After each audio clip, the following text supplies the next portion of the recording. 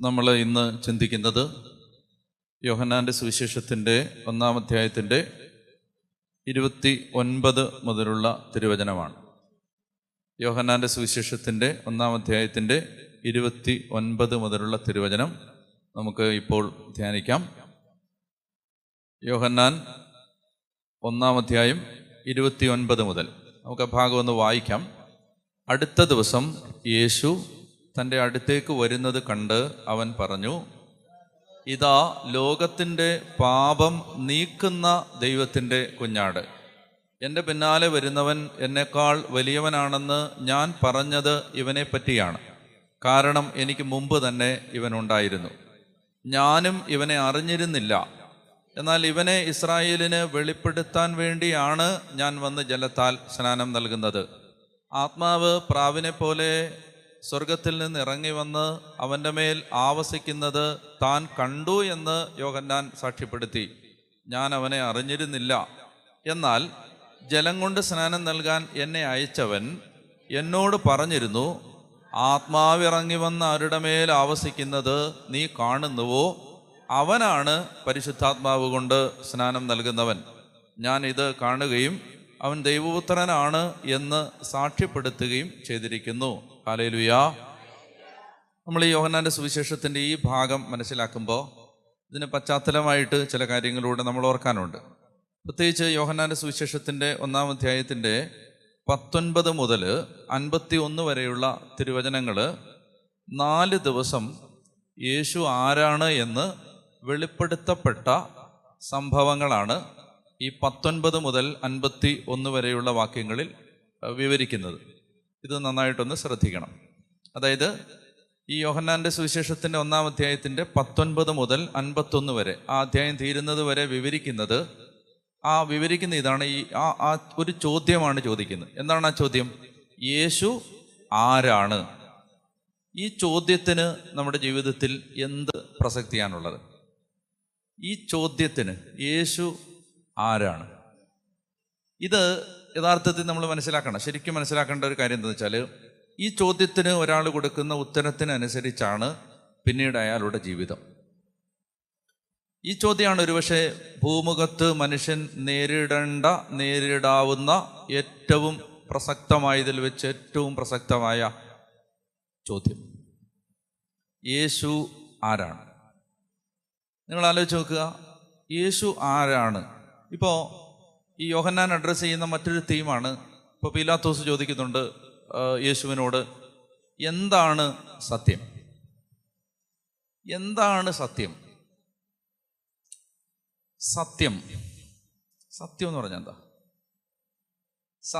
സത്യം എന്ന് പറഞ്ഞാൽ എന്താ മനസ്സിലാക്കുന്നത്? സത്യം ഒന്നുമല്ല. നമ്മൾ സത്യം അന്വേഷിക്കുന്നവരാണ്, സത്യാന്വേഷികളാണ്. സീക്കേഴ്സ് ഓഫ് ദ ട്രൂത്ത് എന്ന് പറയുമ്പോൾ നിങ്ങൾ വേറെ ഒന്നും പറയണ്ട. ആ ആശയം എന്താ? സത്യം എന്ന് പറഞ്ഞാൽ ഒരാൾ എന്തിനു വേണ്ടി ജീവിക്കണം, അല്ലേ? അതാണ് സത്യം. ഒരാൾ എന്തിനു വേണ്ടി ജീവിക്കണം, അതുപോലെ ഒരാൾ ജീവിക്കുന്നതിൻ്റെ അർത്ഥം എന്താ, ജീവിച്ചിരിക്കുന്നതിൻ്റെ റെലവൻസ് എന്താ, മനസ്സിലാവുന്നില്ലേ? അതായത് നമ്മൾ പറയില്ലേ, ചില ആളുകൾ പറയില്ലേ, അതായത് എന്തിനെങ്ങനെ ജീവിച്ചിരിക്കുന്നത്? ആ ചോദ്യത്തിൻ്റെ അർത്ഥം എന്താ? അവർക്ക് ജീവിക്കാൻ ഒരു സത്യമില്ല, അവർക്ക് ജീവിക്കാൻ ഒരു ആദർശമില്ല, ഒരു സത്യമില്ല. അപ്പൊ എന്താ സത്യം എന്ന് പറഞ്ഞാൽ? മനസ്സിലാവുന്നുണ്ടോ ഞാൻ പറയുന്നത്? സത്യം എന്ന് പറഞ്ഞാൽ നമ്മൾ എന്തിനു വേണ്ടി ജീവിക്കുന്നോ അതാണ് സത്യം. നമ്മളെ ജീവിക്കാൻ പ്രേരിപ്പിക്കുന്നതാണ് സത്യം. നമ്മളെ മുന്നോട്ട് നയിക്കുന്ന പ്രേരക ശക്തിയാണ് സത്യം. നമ്മളെ ചലിപ്പിക്കുന്ന ആദർശമാണ് സത്യം. ഇങ്ങനെ ചിന്തിച്ചിട്ടുണ്ടോ? ഈ തോമസ് ലീഗായോട് ഇന്ത്യയിലേക്ക് വരാനായിട്ട് പറയുമ്പോൾ, പരിശുദ്ധാത്മാവ് ഒരു പ്രേരണ കൊടുക്കുമ്പോൾ, തോമസ് ലീഗ നമ്മുടെ ഒരു മനസ്സിലാക്കലനുസരിച്ച് യോഹന്നാൻ ഒഴിച്ച് ബാക്കി എല്ലാ ശിഷ്യന്മാരും വിവാഹിതരായിരുന്നു എന്ന് വേണം മനസ്സിലാക്കാൻ. തോമസ് ലീഗായും പത്രോസ് ലീഗയും ഒക്കെ മാരീഡായിരുന്നു, അല്ലേ? ആണോ? പത്രോസിൻ്റെ അമ്മായിമ്മയെ കുറിച്ച് ബൈബിൾ പറയുന്നില്ലേ? ഉണ്ട്. അപ്പോൾ അപ്പസ്തോലന്മാരിൽ യോഹന്നാൻ ഒഴിച്ച് ബാക്കി എല്ലാവരും തന്നെ വിവാഹിതരായിരുന്നു. അപ്പോൾ അങ്ങനെ വിവാഹിത കുടുംബമുള്ള ഒരാളാണ്. ഈ കുടുംബമുള്ള ഒരാളോട് പറയുകയാണ്, എവിടേക്കാ? ഇന്ത്യയിലേക്ക് പോകും. ഇപ്പോൾ പോലും യാത്ര ക്ലേശകരമാണ് അല്ലേ? ഒരു യാത്ര എന്ന് പറയുമ്പോൾ ബുദ്ധിമുട്ടാണ്. ഇപ്പോൾ പോലും ബുദ്ധിമുട്ടാണ്. ഇത്രയും ലോകത്തിൻ്റെ ദൂരം കുറഞ്ഞിട്ടും, ഇത്രയും മനുഷ്യന് സഞ്ചരിക്കുന്ന സഞ്ചാര വേഗം കൂടിയിട്ടും ഇപ്പോഴും യാത്ര ക്ലേശകരമാണ്. അപ്പോൾ ആ കാലത്ത് തോമാസ് ലീഹായോട് ഭാരതത്തിലേക്ക്, കണ്ടിട്ടും കേട്ടിട്ടും ഇല്ലാത്തൊരു സ്ഥലത്തേക്ക് വരാൻ പറയുകയാണ്. അപ്പം അങ്ങനെ വരാനായിട്ട് ആവശ്യപ്പെടുമ്പോൾ ഒരു കാര്യം നിങ്ങൾ ഓർക്കണം, ഈ ഇറങ്ങിത്തിരിക്കുന്നവന് ഒരു നിശ്ചയവും ഇല്ല അവിടെ എത്തുമോന്ന്, എത്തിച്ചേരുമോ എന്നൊരു നിശ്ചയമില്ല. കാരണം അത് ഈ ലൊക്കേഷനോ ഡെസ്റ്റിനേഷനോ ഒന്നും അറിയത്തില്ലല്ലോ. രണ്ടാമത്തെ കാര്യം, കുടുംബമുള്ള ഒരാളല്ലേ, ഇനി ഒരിക്കലും ഭാര്യയെ മക്കളെ ഒന്നും കാണാൻ പറ്റത്തില്ലെന്നും അയാൾക്ക് നല്ല ഉറപ്പുണ്ട്. തിരിച്ചൊരു പോക്കൊന്നും ഇല്ല. നമുക്കല്ലേ, ഇപ്പം ഞാൻ ഒരു രാജ്യത്ത് സുവിശേഷ വേലയ്ക്ക് പോകുന്നു, എനിക്ക് ഉറപ്പാ 10 ദിവസം കഴിഞ്ഞ് ഞാൻ തിരിച്ചു വരുന്നു. പക്ഷേ തോമാസ് ലീഹായ്ക്ക് തിരിച്ചു വരുമെന്ന് ഒരു പ്രതീക്ഷയില്ല. അപ്പോൾ വീട്, ഭാര്യ, മക്കള്, പ്രായമായ അപ്പനും അമ്മയും, നാട്ടുകാർ, വീട്ടുകാർ, ഗ്രഹാതുരത്വം തുളുമ്പുന്ന ഒരുപാട് ഓർമ്മകൾ, ഇതെല്ലാം പിന്നിലാക്കിയിട്ട് ഒരാളിങ്ങനെ ഇറങ്ങുകയാണ്. എന്തുകൊണ്ടെന്നറിയാമോ? അയാൾക്ക് അതായിരുന്നു സത്യം. ഇപ്പം സത്യം എന്താണെന്ന് പിടിയിട്ടുണ്ടല്ലോ? യേശു ആയിരുന്നു സത്യം. അതുകൊണ്ട് ഈശോ പറഞ്ഞ, ഞാനാണ് വഴിയും സത്യവും ജീവനും. പീലാത്തോസ് ചോദിച്ചു, എന്താണ് സത്യം? ആ ചോദ്യം ചോദിക്കുമ്പോൾ പീലാത്തോസ് അറിഞ്ഞിരുന്നില്ല കൈ നീട്ടിയാൽ തൊടാവുന്ന ഒരകലത്തിൽ സത്യം ഇങ്ങനെ 6 അടി പൊക്കത്തിൽ നിൽപ്പുണ്ടെന്ന്. ബെനഡിക്റ്റ് 16 മാർപ്പാപ്പ പറഞ്ഞിട്ടുണ്ട്, ക്രിസ്ത്യാനിറ്റി എന്ന് പറയുന്നത് ഒരു കൂട്ടം ആശയങ്ങളുടെ സമാഹാരമല്ല. ക്രിസ്ത്യാനിറ്റി എന്ന് പറയുന്നത് ഒരാളെ കണ്ടുമുട്ടുന്നതാണ്. ഒരാളെ encountering a person and his name is Jesus Christ. നമ്മുടെ വിശ്വാസം എന്ന് പറയുന്നത് നമ്മൾ കുറേ വിശ്വാസ പ്രമാണങ്ങൾ വിശ്വസിക്കുന്നതല്ല, നമ്മൾ ഒരാളെ കണ്ടുമുട്ടുന്നതാണ്. അപ്പോൾ പിന്നെ നമ്മുടെ ജീവിതത്തിൽ ഇനി ആ ആളാണ് സത്യം. ഞാൻ നിങ്ങളോട് ചോദിക്കട്ടെ, ശരിയും തെറ്റും നമ്മൾ എങ്ങനെ തീരുമാനിക്കുന്നത്? വേദപാഠം പഠിച്ചോണ്ടാണോ? ശരിയും തെറ്റും നമ്മൾ എങ്ങനെ തീരുമാനിക്കുന്നത്? ഒരു കാര്യം ശരിയാണ്, ഒരു കാര്യം തെറ്റാണ്. എന്താണ് അതിൻ്റെ മാനദണ്ഡം? What is the criterion of determining what is true and what is false, what is right, what is wrong? What is your criterion? എന്താ പറ. ഞാൻ നിങ്ങളോട് ചോദിക്കുകയാണ്, സഹോദരി, എങ്ങനെയാണ് ഒരു കാര്യം ശരിയോ തെറ്റോ എന്ന് തീരുമാനിക്കുന്നത്? ശരിയോ തെറ്റോ എന്ന് തീരുമാനിക്കും. ഓസ്കാർ വൈൽഡ് എന്ന് പറയുന്ന ഒരു എഴുത്തുകാരനുണ്ടായിരുന്നു, ഓസ്കാർ വൈൽഡ്. ഇപ്പോൾ ഓസ്കാർ വൈൽഡ് ഹെഡനിസം എന്ന് പറയുന്നൊരു ചിന്താഗതിയുണ്ട്. ഹെഡനിസം എന്ന് പറഞ്ഞാൽ ഓസ്കാർ വൈൽഡിനെ പോലെയുള്ള ആളുകൾ ചിന്തിച്ചിരുന്നത്, നമുക്ക് സന്തോഷം തരുന്നത് എന്താണോ അതാണ് ശരി. ഇപ്പൊ കള്ളു കുടിക്കുന്നതാണ് എനിക്ക് സന്തോഷം തരുന്നത്, അതാണ് എൻ്റെ ശരി. ഇപ്പൊ മോഷ്ടിക്കുന്നതാണ് എനിക്ക് സന്തോഷം തരുന്നത്, അതാണ് എൻ്റെ ശരി. What gives you pleasure is truth. അതാണ് ഹെഡനിസം. നിങ്ങൾക്ക് സന്തോഷം തരുന്ന എന്തോ അതാണ് നിങ്ങളുടെ സത്യം. നിങ്ങൾക്ക് മനസ്സിലാവുന്നുണ്ടോ ഞാൻ പറയുന്നത്? കട്ടിയാവുന്നോ? ഇല്ല, ഇത് അടിസ്ഥാന ചോദ്യങ്ങളാണ്. അതുകൊണ്ടാണ് ഈ ചോദ്യങ്ങൾ അഡ്രസ്സ് ചെയ്തേ പറ്റൂ. ഒരു ശരിയും തെറ്റും. ഇപ്പോൾ ഉദാഹരണത്തിന് നമ്മൾ അയൽപക്കത്തൊരു കുടുംബം, ആ കുടുംബത്തോട് ഇടപെടുന്ന രീതി ശരിയാണോ തെറ്റാണോ എന്ന് തീരുമാനിക്കാനുള്ള മാനദണ്ഡം എന്താ? ഇന്ത്യ ഗവൺമെൻറ്റിൻ്റെ ഭരണഘടന അനുസരിച്ചാണോ നമ്മൾ ശരിയും തെറ്റും തീരുമാനിക്കുന്നത്? അത് രാജ്യത്തിൻ്റെ നിയമം അനുസരിക്കണം. പക്ഷേ ഒരു വിശ്വാസിയുടെ ശരിയും തെറ്റും തീരുമാനിക്കപ്പെടുന്നത് എന്തിൻ്റെ അടിസ്ഥാനത്തിൽ? അതാണ് ഞാൻ ചോദിക്കുന്നത്. അതൊന്നുമല്ല. നിങ്ങൾക്ക് എൻ്റെ ചോദ്യം പോലും മനസ്സിലായിട്ടില്ല. ഒരുപാട് വിദ്യാർത്ഥികൾ പരീക്ഷയിൽ തോറ്റത് ഉത്തരം അറിയാൻ പാടില്ലാഞ്ഞിട്ടല്ലായിരുന്നു, ചോദ്യം മനസ്സിലാവിഞ്ഞിട്ടായിരുന്നു. നിങ്ങൾക്ക് എൻ്റെ ചോദ്യം പോലും മനസ്സിലായിട്ടില്ല. ഞാൻ ചോദിക്കുകയാണ്, ഒരു കാര്യം ശരി, ഒരു കാര്യം. ഇപ്പോൾ ഞാൻ എന്താ ഇവിടെ നിന്നിട്ട് എല്ലാവരും ഇവിടെ നിന്ന് തന്തയ്ക്ക് വിളിക്കുകയും കാരണക്കുറ്റിക്ക് വന്ന് അടിക്കുകയും എല്ലാവരും കുത്തിന് പിടിച്ച് എഴുന്നേൽപ്പിക്കുകയും 3-4 പേരൊക്കെ ഉറങ്ങുന്ന ഞാൻ കാണുന്നുണ്ട്. അവരെയൊക്കെ പിടിച്ച് ശരിക്കും പറഞ്ഞാൽ ഭിത്തിയോട് ചേർത്ത് ഇടിക്കുകയും ഒക്കെ ചെയ്യാത്തത് എന്തുകൊണ്ടാണ്? അവർക്ക് മനസ്സിലായിട്ടുണ്ട് ഞാൻ ആരെയും ഉദ്ദേശിച്ചത്. അപ്പോൾ എന്തുകൊണ്ടാണ് ഞാൻ ചെയ്യാത്തത്? പറ, എന്താ ഞാൻ ചെയ്യാത്തത്? എന്താ? അത് തെറ്റായതുകൊണ്ടാണ്. അപ്പോൾ എൻ്റെ ആ ശരിയും തെറ്റും ഞാൻ തീരുമാനിച്ച എന്തിൻ്റെ അടിസ്ഥാനത്തിലാണ്? അതെൻ്റെ ചോദ്യം. അത് തെറ്റാണെന്ന് നിങ്ങൾ പറഞ്ഞല്ലോ. നിങ്ങൾ പറഞ്ഞത് ശരിയാണ്, തെറ്റാണെന്ന് നിങ്ങൾ പറഞ്ഞത് ശരിയാണ്. അപ്പോൾ ആ തെറ്റാണ് എന്ന് ഞാൻ എങ്ങനെ തീരുമാനിച്ച്? അത് തീരുമാനിക്കാൻ എന്നെ സഹായിച്ച മാനദണ്ഡം എന്താണ്? മനസാക്ഷി. നിങ്ങളൊരു വിശ്വാസി ആയിട്ടേ ഇല്ല. മനസാക്ഷി അനുസരിച്ച് ജീവിക്കുന്നവരാണ് ലോകത്തിലെ എല്ലാ മതസ്ഥരും. അല്ലല്ല, നമുക്കൊരൊറ്റ ശരിയേ ഉള്ളൂ. ആ ശരിയുടെ പേരാണ് യേശു. അതായത് യേശു ആണെങ്കിൽ ഇങ്ങനെ ചെയ്യില്ല, ഇത്രയേ ഉള്ളൂ. ശരിയും തെറ്റും തീരുമാനിക്കാനുള്ള ഏക മാനദണ്ഡം എന്താ? യേശു. നമ്മളെ അടിച്ചവനെ തിരിച്ചടിക്കാത്ത കർത്താവാണെങ്കിൽ അങ്ങനെ തിരിച്ചടിക്കില്ല. അതുകൊണ്ടാണ്, മനസ്സിലാവുന്നോ? അപ്പോ സത്യം എന്ന് പറഞ്ഞാൽ നമുക്ക് ആരാ? സത്യം അളക്കാനുള്ള മാനദണ്ഡം ആരാ? യേശു. പറഞ്ഞേ ഹല്ലേലൂയ. മനസ്സിലായില്ലേ? വേറെ ഒന്നുമല്ല. നമ്മുടെ മുമ്പിൽ സത്യം യേശു മാത്രമാണ്. യേശു മാത്രമാണ്. ഇപ്പോ നമ്മളിങ്ങനെ ഭാര്യയും മക്കളും ഒക്കെ വന്ന് കരഞ്ഞു പറഞ്ഞു. ആരോടാന്നറിയാം? തോമസ് മൂറിനോട്, വിശുദ്ധ തോമസ് മൂറിനോട്. രാജാവിനോടൊന്ന് കാല് പിടിച്ച് അപേക്ഷിച്ചിട്ട് കുറച്ചു കാലം കൂടെ ജീവിക്കാൻ പറഞ്ഞു. തോമസ് മൂറ് പറഞ്ഞു, ഇല്ലില്ല, അത് പറ്റില്ല. രാജാവ് തെറ്റ് ചെയ്താൽ തെറ്റെന്ന് പറയും. രാജാവിനോട് മാപ്പ് ചോദിക്കാനൊന്നും പറ്റില്ല. അപ്പോൾ കാല് പിടിച്ച് പറയാണ്, നിങ്ങളൊന്ന് മനസ്സിലായി, ലോകത്തുള്ള എല്ലാ മനുഷ്യരും ജീവിക്കുന്ന പോലെ നിങ്ങൾക്ക് ജീവിച്ചൂടെ? നിങ്ങൾ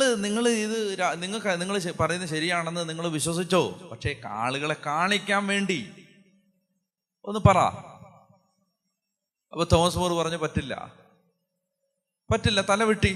തലവെട്ടി കൊന്നു. അപ്പോ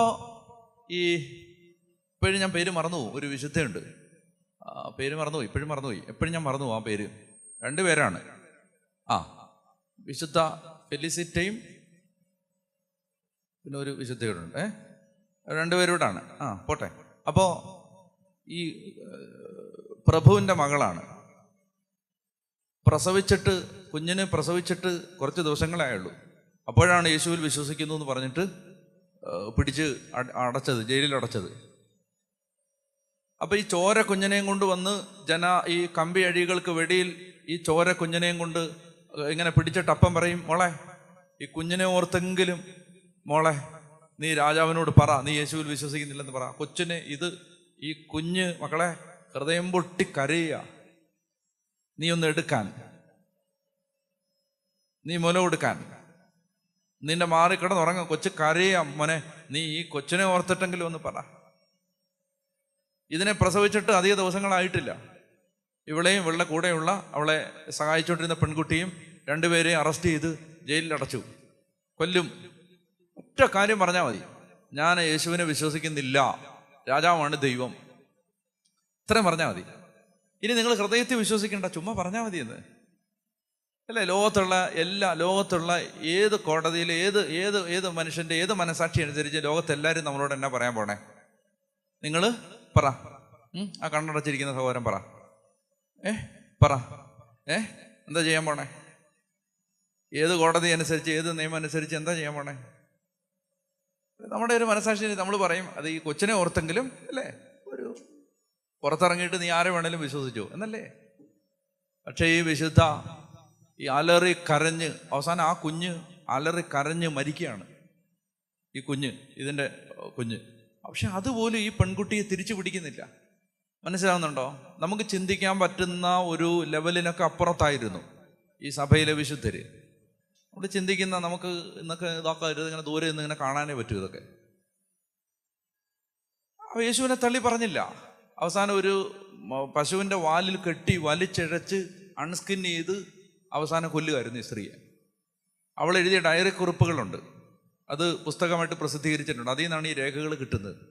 ആരംഭകാലത്തെ രക്തസാക്ഷികളെ കുറിച്ചുള്ള വിവരങ്ങൾ ഇതുപോലെ തന്നെ എഴുതിയ ഡയറിയിൽ നിന്ന് കിട്ടിയ അങ്ങനെ പ്രസിദ്ധീകരിക്കപ്പെട്ടിട്ടുണ്ട്. അപ്പോ എന്താ പറയാൻ വന്നതെന്നറിയാം? സത്യം ആരാണ്? സത്യം യേശുവാണ്. എന്നൊക്കെ പറഞ്ഞേ, സത്യം ആരാണ്? സത്യം യേശുവാണ്. അപ്പൊ നമ്മൾ ഏത് ജീവിതത്തിലെ ഏത് തീരുമാനം എടുക്കുമ്പോഴും നമ്മൾ ഉപയോഗിക്കുന്ന the criterion for my truth is not my conscience, not what gives me pleasure or what my reason tells to be true. ഒന്നുമല്ല. എനിക്ക് സത്യം എന്താണ്? എൻ്റെ യേശു പറയുന്നതാണ് സത്യം. അതുകൊണ്ട് അപ്പസ്തോലന്മാർക്ക് ഒരു നിർബന്ധം ഉണ്ടായിരുന്നു, യേശുവിനെ കുറിച്ച് പരമാവധി അറിയാൻ അവർ പരിശ്രമിച്ചുകൊണ്ടേയിരുന്നു.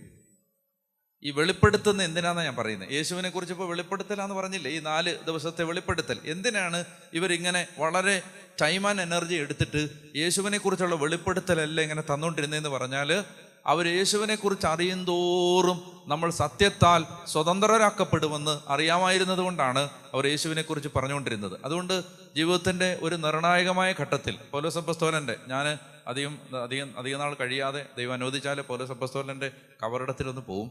അപ്പോൾ ആ ട്യൂമ്പിൽ ഇങ്ങനെയാണ് എഴുതി വെച്ചിരിക്കുന്നത്. എന്താണെന്നറിയാമോ? ആ ട്യൂമ്പിൽ എഴുതി വെച്ചിരിക്കുന്ന ഒരു വാചനമാണ് 1 കൊരിന്തോസ് 2:2. നിങ്ങളുടെ ഇടയിലായിരുന്നപ്പോൾ ക്രിസ്തുവിനെ കുറിച്ചല്ലാതെ, അതും ക്രൂശിതനായവനെ കുറിച്ചല്ലാതെ മറ്റൊന്നിനെക്കുറിച്ചും അറിയേണ്ടതില്ലെന്ന് ഞാൻ തീരുമാനിച്ചു. ഒരാൾ തീരുമാനിക്കുകയാണ്. പ്രത്യേകിച്ച് ബ്രദേഴ്സ്, സെമിനേറിയൻസ് എല്ലാം ഓർക്കേണ്ടത്, ജീവിതത്തിൻ്റെ ഒരു നിർണായക ഘട്ടത്തിൽ ഒരാൾ തീരുമാനം എടുക്കുകയാണ്, എനിക്ക് യേശുവിനെ കുറിച്ച് അറിഞ്ഞാൽ മതി, എനിക്ക് യേശുവിനെ കുറിച്ച് അറിഞ്ഞാൽ മതി. നിങ്ങളുടെ ഇടയിലായിരുന്നപ്പോൾ ക്രിസ്തുവിനെ കുറിച്ചല്ലാതെ, അതും ക്രൂശിതനായവനെ കുറിച്ചല്ലാതെ മറ്റൊന്നിനെക്കുറിച്ചും അറിയേണ്ടതില്ലെന്ന് ഞാൻ തീരുമാനിച്ചു. ഉറക്കെ പറഞ്ഞേ ഹല്ലേലൂയ, ഹല്ലേലൂയ. അപ്പോൾ ഞാൻ പറഞ്ഞു വന്നത്, അതുകൊണ്ടാണ് ഈ യേശുവിനെ കുറിച്ചുള്ള വെളിപ്പെടുത്തലുകൾ അപ്പസ്തോലന്മാർ നമുക്ക് പറഞ്ഞു തരുന്നത്, നാം പഠിക്കുന്നത്. ഇപ്പോൾ പിടികിട്ടിയോ പശ്ചാത്തലം?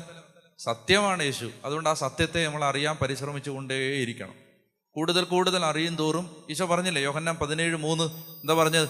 ഏക സത്യ ദൈവമായ അങ്ങയെയും അവിടുന്ന് അയച്ച ഏകജാതനായ യേശു ക്രിസ്തുവിനെയും അറിയുക എന്നതാണ് നിത്യജീവൻ. അറിയുക എന്നതാണ് നിത്യജീവൻ. ഏക സത്യ ദൈവമായ അങ്ങയെയും അവിടുന്ന് അയച്ച ഏകജാതനായ യേശു ക്രിസ്തുവിനെയും അറിയുക എന്നതാണ് നിത്യജീവൻ എന്ന് പറഞ്ഞേ ഹല്ലേലൂയ. ഉറക്കെ പറഞ്ഞേ ഹല്ലേലൂയ. അപ്പോൾ അതുകൊണ്ട് നമുക്ക് പെട്ടെന്ന് ഈ 29 മുതൽ എന്താണ് വെളിപ്പെടുത്തുന്നത് നമുക്കൊന്ന് നോക്കാം. അടുത്ത ദിവസം യേശു തൻ്റെ അടുത്തേക്ക് വരുന്നത് കണ്ട്, അപ്പോൾ ഇത് വെളിപാടിൻ്റെ 2ാമത്തെ ദിവസമാണ്. വെളിപാടിൻ്റെ 2ാമത്തെ ദിവസമാണ്. 1ാമത്തെ ദിവസമാണ് ഇതിന് തൊട്ട് മുമ്പത്തെ ഭാഗം. 1ാമത്തെ ദിവസം. 2ാമത്തെ ദിവസം എന്ന് പറയാൻ കാരണം 29 തുടങ്ങുന്ന എങ്ങനെയാണ്? അടുത്ത ദിവസം. അടുത്ത ദിവസത്തിന് മുമ്പ് എത്ര ദിവസമുണ്ട്? ഒരു ദിവസമാണുള്ളത്. അപ്പോൾ അടുത്ത ദിവസം എത്രാം ദിവസമായിരിക്കും? 2ാം ദിവസമായിരിക്കും സാധാരണഗതിയിൽ. അപ്പോൾ അതുകൊണ്ട് ഇത് 2ാമത്തെ ദിവസമായിട്ടാണ് കണക്ക് കൂട്ടുന്നത്. സെക്കൻഡ് ഡേ ഓഫ് റെവലേഷനാണ്. യേശു ആരാണെന്ന് 2ാമത്തെ ദിവസത്തെ വെളിപ്പെടുത്തൽ. വായിക്കാം. അടുത്ത ദിവസം യേശു തൻ്റെ അടുത്തേക്ക് വരുന്നത് കണ്ട് അവൻ പറഞ്ഞു, ഇതാ ലോകത്തിൻ്റെ പാപം നീക്കുന്ന ദൈവത്തിൻ്റെ കുഞ്ഞാട്. അപ്പോൾ ദൈവത്തിൻ്റെ കുഞ്ഞാട്, ദൈവത്തിൻ്റെ കുഞ്ഞാടെന്ന് പറയുന്ന ആ ഒരു ആശയം ഇവിടെ യോഹന്നാൻ ഉപയോഗിക്കുന്നത് പ്രധാനമായും 3 അർത്ഥത്തിലാണ്. ലോകത്തിൻ്റെ പാപം നീക്കുന്ന ദൈവത്തിൻ്റെ കുഞ്ഞാട്, ആഞ്ഞൂസ് ദൈ, ദൈവത്തിൻ്റെ കുഞ്ഞാട്. Lamb of God who takes away the sins of the world, have mercy on us. ലോകത്തിൻ്റെ പാപം നീക്കുന്ന ദൈവത്തിൻ്റെ കുഞ്ഞാടെ, ഞങ്ങളുടെ മേ കരുണയാവണമേ, അല്ലേ? കുർബാനയെ പ്രവർത്തിക്കുന്ന ഓർക്കുന്നില്ലേ? അപ്പോൾ ഈ ലാം ഓഫ് ഗോഡ്, ദൈവത്തിൻ്റെ കുഞ്ഞാട്, ദൈവത്തിൻ്റെ കുഞ്ഞാടെന്ന് യോഹന്നാൻ ഉപയോഗിക്കുന്ന 3 അർത്ഥങ്ങൾ ഇതൊന്ന് ശ്രദ്ധിക്കുക. ഒന്നാമത്തേത് ഈ യഹൂദൻ്റെ ആരാധനാക്രമത്തിൽ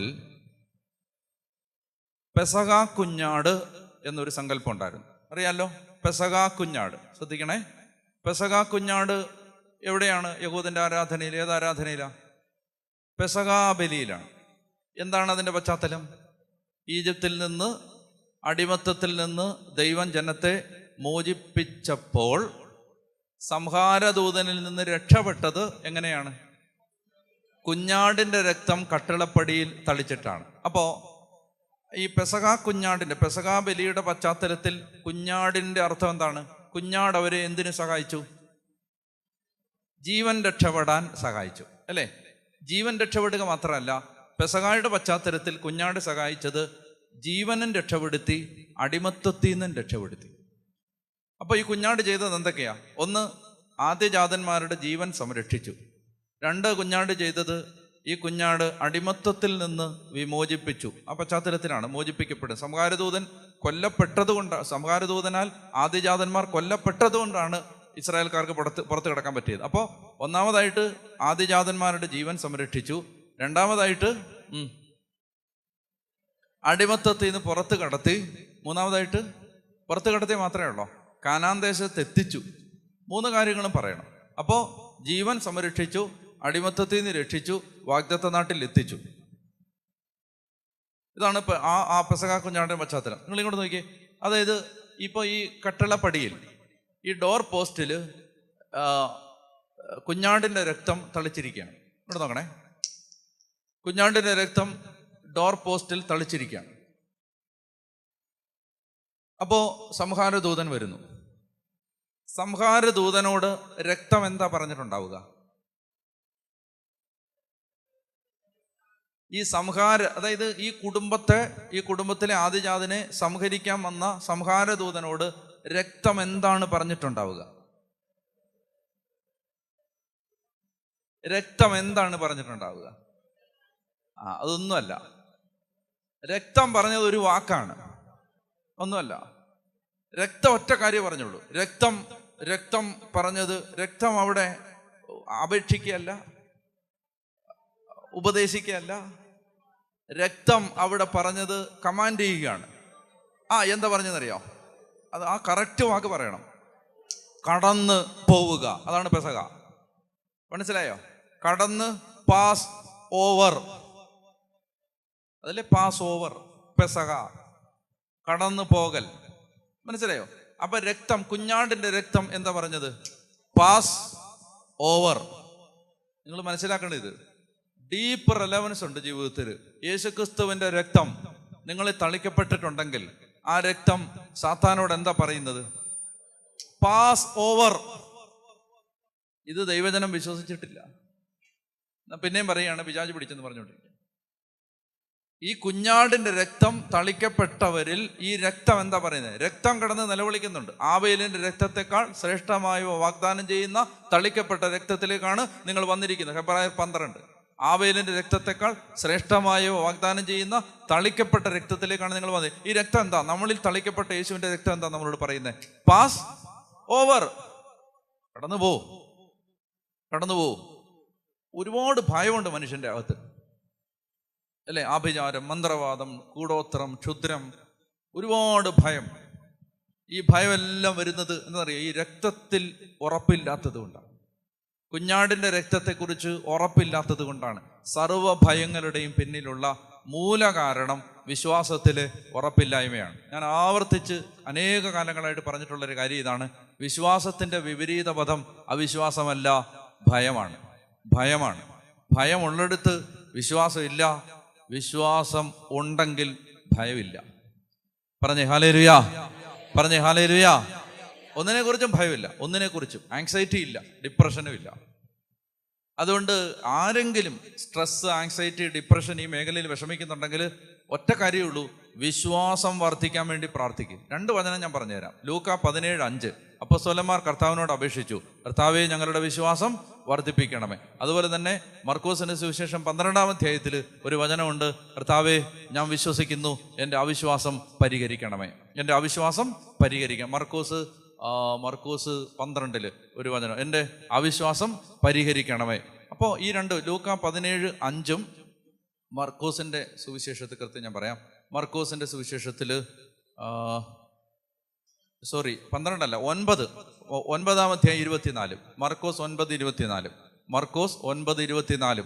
കുട്ടിയുടെ പിതാവ് വിളിച്ചു പറഞ്ഞു, ഞാൻ വിശ്വസിക്കുന്നു, എൻ്റെ അവിശ്വാസം പരിഹരിച്ച് എന്നെ രക്ഷിക്കണമേ. ഞാൻ വിശ്വസിക്കുന്നു, എൻ്റെ അവിശ്വാസം പരിഹരിച്ച് എന്നെ രക്ഷിക്കണമേ.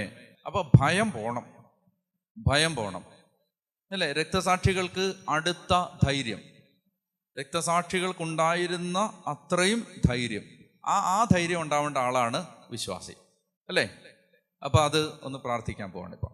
കർത്താവേ ഞങ്ങളുടെ അവിശ്വാസം പരിഹരിച്ച് ഞങ്ങൾക്ക് വിശ്വാസം തന്ന് ഭയത്തിൽ നിന്ന് ഞങ്ങളെ പുറത്തു കൊണ്ട്. യേശുവിനെ കുറിച്ചുള്ള അറിവ് നമുക്ക് ആദ്യമായി തരുന്നത് ധൈര്യമാണ്.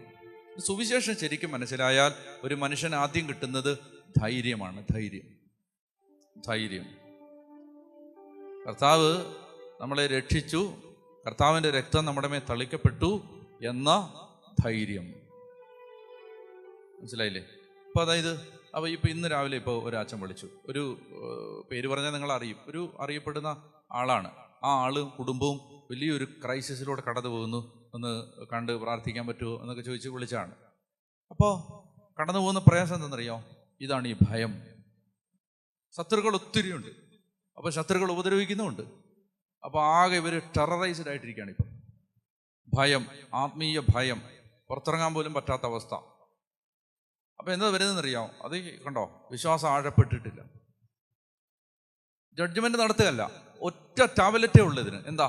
ഫെയ്ത്ത് വർദ്ധിക്കാൻ പ്രാർത്ഥിക്കുക, വിശ്വാസം വർദ്ധിക്കാൻ പ്രാർത്ഥിക്കുക. വിശ്വാസം വർദ്ധിക്കുന്നതിനനുസരിച്ച് അസാധാരണമായ കാൽവയ്പ്പുകൾ നടത്താനുള്ള ധൈര്യം നിങ്ങൾക്ക് കിട്ടും. മുമ്പ് നമ്മളിങ്ങനെ കാണുകയാണ് ദൈവത്തെ, ആ ദൈവത്തെ കണ്ടിട്ടാണ് പോകുന്നത്. അപ്പം ലോകം നോക്കുമ്പോൾ നമ്മൾ ലോകം നോക്കുമ്പോൾ ലോകം മുഴുവൻ കാണുന്നത് അസാധ്യതകളാണ്. അപ്പം ലോകം പറയും, നീ എന്ത് മണ്ടത്തരയെ കാണിക്കുന്നത്? നമ്മൾ ആരെ കണ്ടിട്ടായി പോണേ? പകൽ മേഘസ്തംഭം, രാത്രി അഗ്നിത്തൂണ്. അത് കണ്ടിട്ടാണ് ഈ ജനത യാത്ര ചെയ്തുകൊണ്ടിരിക്കുന്നത്. അത് ഈ മറ്റുള്ളവർ കാണുന്നില്ല. വിശ്വാസമുള്ളവൻ കാണുന്ന പല കാഴ്ചകളും വിശ്വാസം ഇല്ലാത്തവൻ കാണുന്നില്ല. അതുകൊണ്ടാണ് വീട്ടിലൊക്കെ ഒത്തിരി കുറ്റപ്പെടുത്തലുകൾ നിങ്ങൾക്ക് കിട്ടുന്നത്. വിശ്വാസമുള്ള ഒരാൾ കാണുന്ന കാഴ്ച വിശ്വാസമുള്ള ഇല്ലാത്ത ഒരാൾക്കില്ല. അപ്പം അതുകൊണ്ട് എന്ത് ചെയ്യണം? കർത്താവേ, ഞങ്ങളുടെ വിശ്വാസം വർദ്ധിപ്പിച്ച് തരണം. ശക്തമായിട്ട് പ്രാർത്ഥിച്ചു, വിശ്വാസം വർദ്ധിപ്പിച്ച് തരണം. അത് പ്രാർത്ഥിച്ചു, അവിടെ ദൈവത്തിൻ്റെ ഇടപെടൽ ഉണ്ടാവും. ഞാൻ നിങ്ങളോട് പറഞ്ഞില്ലേ, ഞാൻ പഠിച്ചുകൊണ്ടിരുന്ന സമയത്ത് എനിക്ക് റിപ്പോർട്ടിൽ ഇപ്പോഴും മലങ്കര സെമിനാരിയുടെ ആ ഫയലുണ്ടാവും. അവിടെ അതിനകത്ത് എഴുതിയിട്ടുണ്ട്, ഈ ബ്രദറിന് എന്തില്ല? വിശ്വാസമില്ല. സത്യമായിരുന്നു, വിശ്വാസമില്ല. പക്ഷെ വിശ്വാസം നമ്മൾ പ്രാർത്ഥിച്ചാൽ ദൈവം തരും. വിശ്വാസത്തിൻ്റെ പ്രത്യേകത എന്തെന്നറിയാം? അത് ഒരു ദാനമാണത്. Catechism of the Catholic church പറയും, faith is a supernatural gift. Faith is a supernatural gift. അതൊരു പ്രകൃത്യാതീത ദാനമാണ്. അതുകൊണ്ട് എന്നും പ്രാർത്ഥിക്കണം, എല്ലാ ദിവസവും പ്രാർത്ഥിക്കണം. എന്നറിയാം, കർത്താവേ, എൻ്റെ വിശ്വാസം വർദ്ധിപ്പിച്ചു തരണേ, വിശ്വാസം വർദ്ധിപ്പിച്ചു തരണേ. അങ്ങനെ പ്രാർത്ഥിക്കും.